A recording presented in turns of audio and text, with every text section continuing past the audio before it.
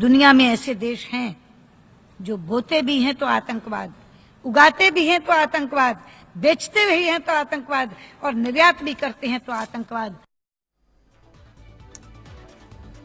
Are you watching Current Issues? My name is Vineet Malhotra. The External Affairs Minister has hit out at Pakistan in the United Nations General Assembly, openly asking the global community to isolate Pakistan for being a sponsor of terrorism. But why has India not able to declare it officially in the parliament before actually asking the world to do so? There is also talk at this moment of a cultural boycott of Pakistani artists and Pakistani actors. And there are arguments that instead of targeting the institutions that foment terror, you are targeting soft targets, people who don't have anything to do with terrorism or the rogue idea of a Pakistan. India has decided to also review the most favored nation status given unilaterally to Pakistan. And if the government withdraws the agreement, it will be only symbolic because bilateral trade between the neighbors represents only a fraction of India's overall goods trade. So, isolating Pakistan and cancelling trade agreements or agreements that could affect Pakistan economically is now a newest diplomatic step by the Indian government.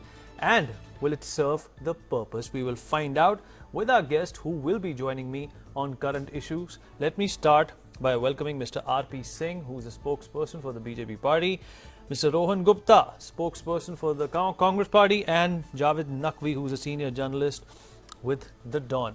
Mr. R.P. Singh, let's start with you, sir. What impact will it have on India if the status of most favored nation is withdrawn towards Pakistan? Will it have any impact on us in any way? More specifically, on an international platform, sir?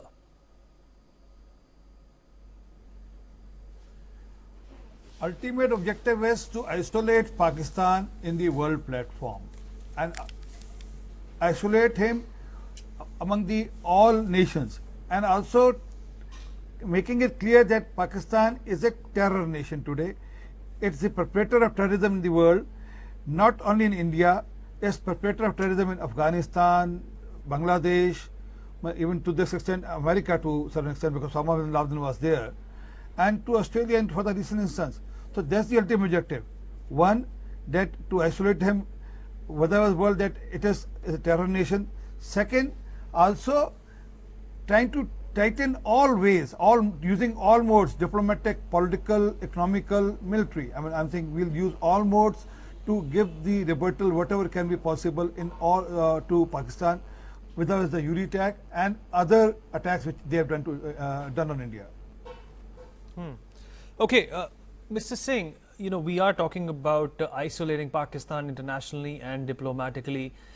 We are also looking at a cultural boycott. You know, all the Pakistani actors who are, you know, working in Bollywood, making lots of money, garnering a lot of fame, like Fawad Khan and, not to name a few more Pakistani actors. These are soft targets, sir. Why aren't we going after those 350 odd terror camps which lie within Pakistan? When will we see that kind of a response from the Indian government? Why are we approaching these soft targets alone? Why aren't we hitting them where it hurts the most? We are not approaching. It's a public sentiment which is coming out, bursting out against. Is a public sentiment against which is coming out against these artists or the cinema artists or otherwise.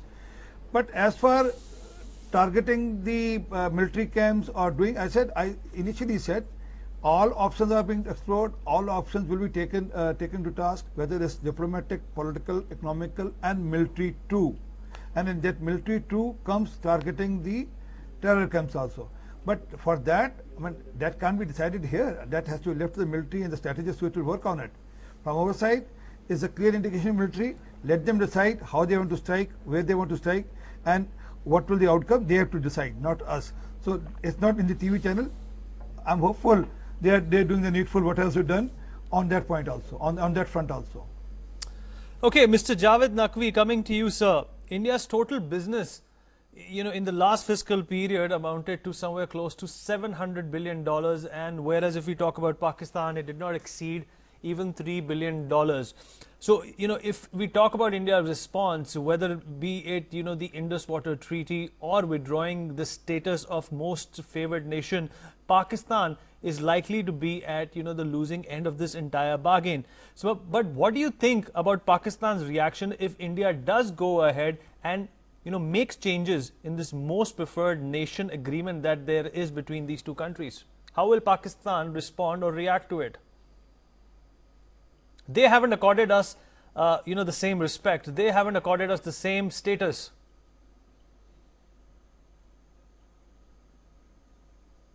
No, but who is selling what to whom? Are we selling a lot of stuff, or is Pakistan benefiting more? I think the terms of trade are obviously with India in this regard. So, if you stop trade, then you will suffer. Is it not? I mean, you're getting mangoes from there. You may not get mangoes in September, but other than that, what are you getting from there? But as far as I know, people come here. There are lots of lorries that are transporting goods, and there has been a consistent, sort of give and take. But usually, it is India that is doing all the selling. And so if you stop the trade, then India will have to find some other means to sell it to some other client. But why are we going into that? Why do we want to do this? What benefit will accrue to who? Are you trying to teach Pakistan a lesson? Then is this the route? Or are you, or are there other ways of doing it? I don't think Indus Water Treaty that I heard you mentioning is at all going to come into play, because there are international guarantors to that. The World Bank is involved. So it is all very well for the media, people like you and me, to go to town. But as far as the Pakistanis are concerned, it will be an act of war. This much. Any country turning off the taps, if China turns off the taps on the Brahmaputra, physically it is not going to be easy. But suppose, assuming and not conceding that it does, it will be an act of war by China. So, if you want to fight a war, is that the route you want to take? And you're nuclear armed countries, both of you. So what do you want? I don't think we are, I think the Prime Minister made it very clear. Why don't you follow that track? That let us wage a war on poverty, on child mortality, on women, mothers. All that is really the sub-Saharan indices that we suffer from. Is really something that needs to be battled and conquered. And the Prime Minister has given you a clue. After all, he is not somebody who is going to betray the nation's trust. So why don't you trust him there? Why is it that the media wants to continue the drumbeat after the bandmaster has left the chorus? Okay, let's listen into some more excerpts from the speech that Sushma Swaraj delivered at the UNGA. एक तो उन्होंने कहा कि मेरे देश में मानवाधिकार का उल्लंघन हो रहा है। मैं कहना चाहूंगी कि जिनके अपने घर शीशे के हों उन्हें दूसरों पर पत्थर नहीं फेंकने चाहिए। जरा एक बार बगल में झांक कर देख लें क्या हो रहा है बलूचिस्तान में।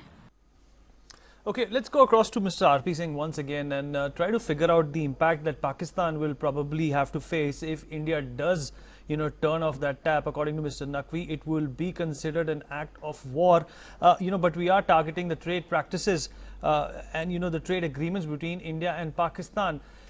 Mr. R.P. Singh, Pakistan has not violated too much or too many of trade agreements that exist between India and Pakistan, but it has violated a lot of bilateral agreements that we have signed, talking about the Kashmir, talking about the Shimla agreement, talking about, promoting cross-border terrorism, targeting anything to do with trade. Would it be considered as a soft response on our behalf? I initially said, and I still stick on to that, and as far as your water treaty goes, we don't need to breach the water treaty. we can also ensure that we optimize our level also. Probably we have not till date optimized our level of the water treaty. If we reach that level also, that can also hurt Pakistan a lot. I mean, we don't need to breach treaty. But as for making Pakistan understand or targeting Pakistan or tightening the screws around Pakistan, I said there are fronts. I mean, politically it is being taken care, economically it's being explored, military is still could be in process. So I mean, let's not haste. I mean, it need not have a knee-jerk reaction. We have to work strategically. The first time Pakistan has been exposed at the UN level with Balochistan, it's never happened before, and gradually the other world powers, including US or European powers, are coming and saying what they have to say to Pakistan or exposing Pakistan, and also their neighbors also now. Afghanistan and Bangladesh has quite openly come and criticized Pakistan on terrorism as an act. So there's a build on, and let's wait for some time and let's not rush. But all fronts are being taken care, and probably on all fronts action is being taken now. Okay, Mr. Naqvi, coming back to you, the SAARC summit is probably one area where, the neighbors who are inflicted by the terror that Pakistan is breeding, these are the guys who are affected the most. Is SAARC summit a good idea for us to boycott, to give Pakistan some sort of a symbolic message? We cannot wage war, we cannot have tactical strikes. War is also ruled out with Pakistan, and we are trying very hard to isolate them internationally and diplomatically. Boycotting the SAARC summit, do you think that could be a start? No, it is not. It's a non-starter, because if the Prime Minister goes there and reads out a script, then sticks to the script and doesn't engage in bilateral talks if he doesn't want to, but he rallies support among other SAARC countries, that will be quite a thing. I mean, why do you think it will be a bad idea? He will be engaging with the Afghans, the Bangladeshis. He can also try and persuade the Sri Lankans to come on board. Alternately, they could try and calm things down as far as India is concerned. Maybe the perception is that, and the American perception, it's just going by that for an example, what are they saying? They're saying the same thing again, that it is beneficial for both countries to talk and sort their issues out through talk, because there is no other way. There is no other way. You are living with a very bad brief. And it is not such a brief that you're the person who's getting hit, because Pakistani are getting hit much more and more exponentially. So, and it is not working out feasibly for them. It is not. So there is a huge constituency in Pakistan that is listening to the Prime Minister of India. When he says, go and deal with your leaders and sort this out, he's talking to people who are getting hit by terrorism many-fold more than is the case with India. So you have cultivated a constituency there. Why don't you go and address them? I mean, General Musharraf came here and he was speaking to the Indian press. We should not forget that. Why can't Mr. Modi go and address himself, address the Pakistani media and the international media there, and use the forum to put across India's point of view? I mean, that is what the big country is required to do. Why are we doing Katti? This is not on. And after all, look, we have a precedence. Mr. Vajpayee did that. He postponed SAARC summit for this reason or that reason. The SAARC summit happened. SAARC itself may not have made much progress, but India got a bad name. That General Musharraf went and shook his hand and people cheered, which means people want to cheer India and Pakistan coming together rather than being in a standoff. If you remember the Kathmandu summit, which is remembered for this, not all its social and political and economic dimensions. It is remembered for that one handshake. Now, nothing much may have come off that handshake and things may have gone to the default positions. But this is how diplomacy with difficult situations is held. I mean, you're talking about a superpower like America, going and clobbering and getting Osama bin Laden after years of manhunt. But what have they done with Afghanistan, which was the base for the terror attacks on the World Trade Center? Afghanistan is in ruins, but the Taliban is thriving.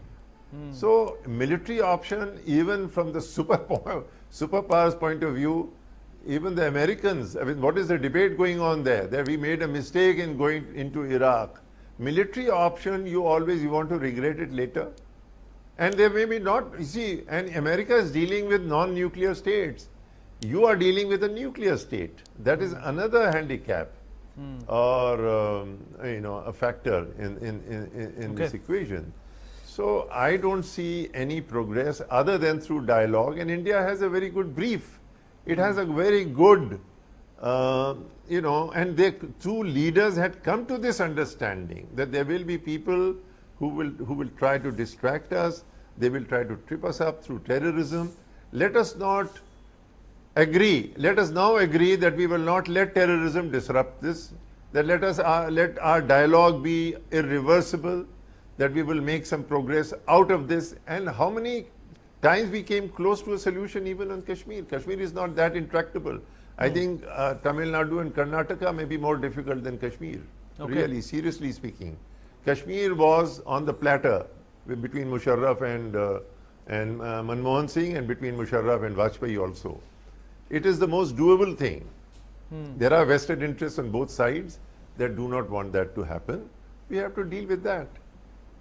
Okay, Mr. R.P. Singh, we are talking about a response to Pakistan. Do you think Pakistan can probably, not even afford an economic war with India? 6.6 billion is the amount of loan that Nawaz Sharif has borrowed from the IMF in 2013.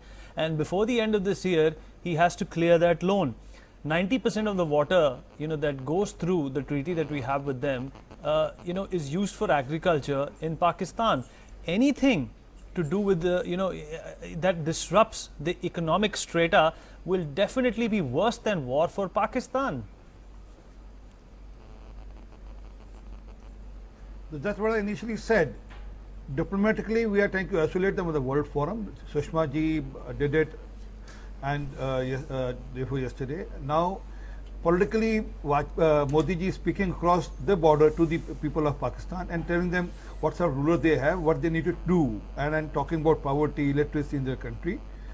Thirdly, on economic front also, whether it's water or the most favored nation, all whatever, it will be also in process. And fourthly, military is an option. I said military is not a closed option. I differ with your panelists.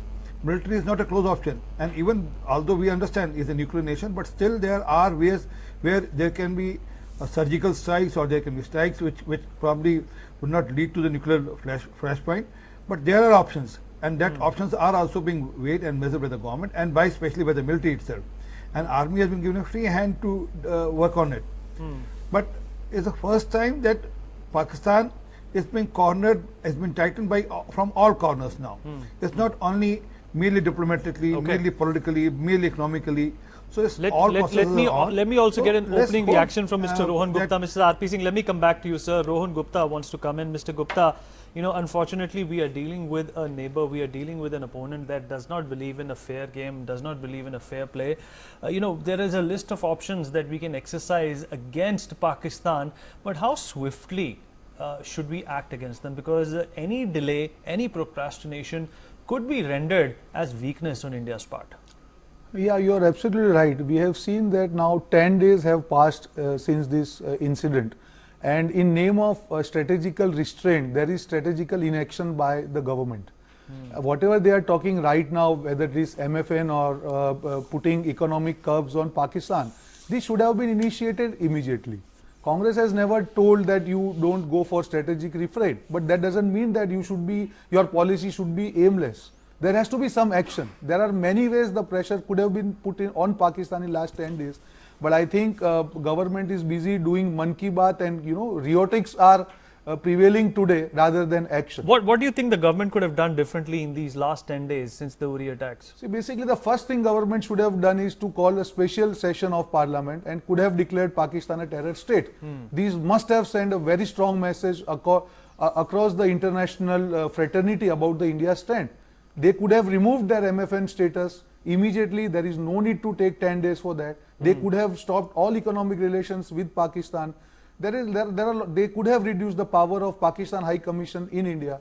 So I think there are But many Mr. Gupta, you know, cutting off cultural ties, you know, exporting their actors back to Pakistan, revoking the most favored nation clause with Pakistan, all these are probably symbolic reactions. Do you think a nation like Pakistan, who's been, you know, adamant, who has been, you know, so violent and rogue in nature, will actually, you know, it will make a difference to them if we take all these symbolic steps? See, basically, if you see India's strategy, in name of strategic refrain, the way government has not taken any action, at least these steps which could have been taken by government should have been taken. We understand that dealing with Pakistan is not that easy. We have to exercise our strategic options very, very carefully. But at least when it comes to sending a strong message like declaring Pakistan terror state, I think this should have been done long back. But what did the Congress party do differently, Mr. Gupta, that the BJP is probably missing out on? See, basically, if you see Congress terrain, whenever this kind of incident have happened, but unfortunately, this kind of serious incident like Uri has never happened in Congress terrain. But if you see Congress's strategy, they have always isolated Pakistan on various strategical issues, whether it is UN or any other forum, economic forum, they have isolated Pakistan. It is a recent time, whether it is Kashmir or Uri attack, Pakistan has been able to, you know, portray India's stand negatively in international fraternity. Otherwise, if you see Congress regime, it has never happened that in international fraternity we were on defensive side. So what I am saying simply is 10 days inaction is really visible now. Congress government must have taken stern action immediately, whatever is possible by them. Mr. R.P. Singh, would you want to respond to that, sir? My friend from Congress has probably forgotten 2611, and we still need to work on what reaction. If you see the action after that, I don't want to get into this slugfest because give me, sir, Mr. Sir, please. I mean, you were speaking, I never uttered a word. I mean, let's debate in a nice fashion. So I don't want to go into this slugfest, but best Congress can do is to stand together as a nation and be one on responding to Pakistan, and not saying that we would have done this or we did this or we didn't do this. Sir, today nation need to be one on giving proper response to Pakistan, and it's first time that there's a move in the US Congress against Pakistan. There's the first time that Balochistan has been brought to table in UN, unlike earlier when we were put to shame in Sharm el-Sheikh. Unlike the congressman who goes there and bows down in front of Mr. Nawaz Sharif and says, you are the estoppel of peace in this region. Why did you get us peace? Or seek help from Pakistan to remove Mr. Modi. So I don't want to get into that. But issue is, today nation need to be one against Pakistan. Immaterial of what political party, what social background you come from, we need to be one in giving a response to Pakistan. And yes, it's matter of time, and all options are being explored. All options have been taken care. Diplomatically, politically, yes, processes are on. Economical options are being explored. Military options are in process. So whatever, and at the right time, it will be done. What it is can't right be done time? on TV debate. It has to be done by the people who adopt the strategy. Mr. Singh, you are talking about again the mood and rhetorics. You are not talking about action. Congress on day one told government that we are with you in any stern action you take against Pakistan. Now it is for government. Mr. Modi has garnered votes in name of strong actions against Pakistan. Congress has never told that you indulge into war. But where is the action? There is an aimless strategical silence for last 10 days. So Congress is opposing that.